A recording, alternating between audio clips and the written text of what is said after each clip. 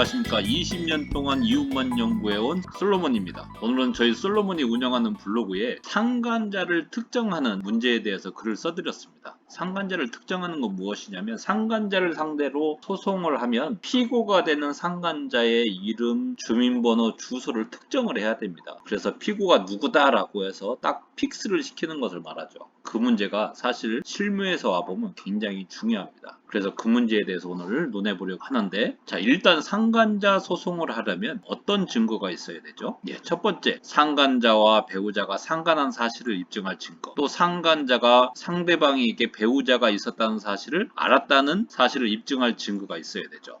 그런데 여기서 참고적으로 말씀을 드리면, 두 번째, 배우자가 있었는지 여부에 대한 증거는 굉장히 확보가 어렵습니다. 그래서 실무적으로 보면 이 문제는 법원이 원고에게 엄격한 입증을 요구하고 있지 않습니다. 무슨 말이냐? 상간자가 나는 상대방이 배우자가 있었는지 몰랐다라고 주장을 하죠. 100이면 100 그렇게 주장을 합니다. 그러면 어떻게 법원은 입증 책임을 돌리느냐? 상간자가 몰랐다라고 주장을 하면 몰랐다는 사실을 입증할 증거를 제출해봐라 라고 함으로써 마치 입증 책임이 전환되는 것과 같이 심리를 하죠. 그래서 웬만해서는 이 두 번째 사항에 대해서는 확실한 증거가 없어도 된다. 이 부분을 잘 모르시는 변호사님들이 굉장히 많이 있는 것 같습니다. 이거는 경험이 있어야 이런 걸 알 수가 있는 거기 때문에 그렇습니다. 자, 요거 참고로 알아두시고요. 그래서 상간자 소송을 하겠다면서 저희 사무실을 찾아오셨는데 외도 증거는 확실하게 확보를 하셨어요. 근데 상간자를 특정할 자료가 없는 경우가 굉장히 많습니다. 찐빵은 있는데 안고가 없는 거죠.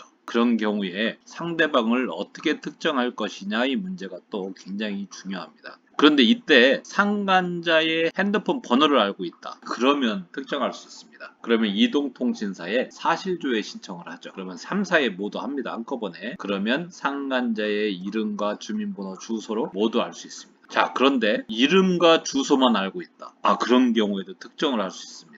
그런 경우에는 행안부나 관할 시군구청 주민센터에 사실조회 신청을 하면 주소지에 거주하고 있는 해당 이름의 주민 척원을 받아볼 수 있기 때문에 그것으로 특정을 하면 됩니다. 자, 그런데 이런 것들은 모르고 상간자의 직장만 알고 있다. 그러면 어떻게 해서든지 특정할 수 있습니다.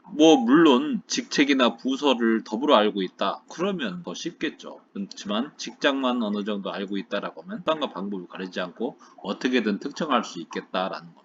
이혼 소송이나 상간자 소송이나 민사소송, 형사소송도 마찬가지입니다. 항상 소송을 하다 보면 불측의 장애물이 불쑥불쑥 튀어나옵니다. 그때마다 어떻게 적절하게 대응해서 그 장애물을 뛰어넘을 것이냐, 이것이 변호사의 실력이죠. 거기서 실력이 가름이 됩니다. 내가 증거를 완벽하게 확보해서 승소의 가능성이 100% 예측되는 것 같아도 일단 소송을 해보면 예상치 못한 장애물이 항상 나오기 마련이다. 그 장애물 중 하나가 바로 상간자를 특정하는 문제이기도 하죠. 소송을 진행해보면 상간자를 특정하는데 어려움이 있는 경우가 간혹 있습니다. 그런 경우에도 상황에 맞는 임기응변으로 상간자를 특정하는 것이 바로 이혼 전문 변호사의 실력이라고 할 수 있는 것이죠. 그래서 여러분들이 상간자 소송을 하고 싶다 그러면 상간자 특정의 문제도 꼭 고려를 하셔야 된다라는 말씀을 드리고 싶었습니다. 자, 그럼 다음 시간에도 또 좋은 정보를 가지고 여러분 찾아뵙도록 하겠습니다. 감사합니다.